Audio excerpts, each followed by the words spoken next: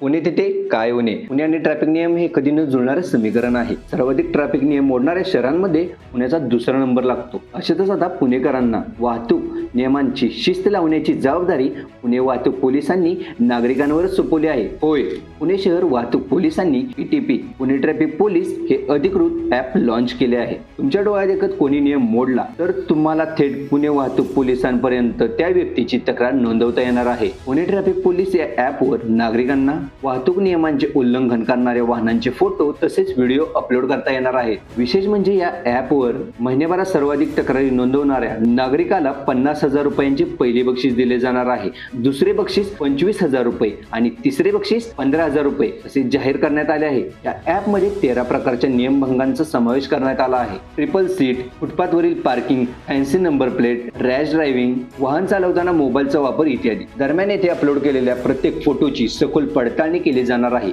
तसेच माहिती देणाऱ्या त्या व्यक्तीची ओळख पूर्णपणे गोपनीय ठेवली जाणार असल्याचं वाहतूक विभागाचे आयुक्त हेमंत जाधव यांनी स्पष्ट केलं आहे.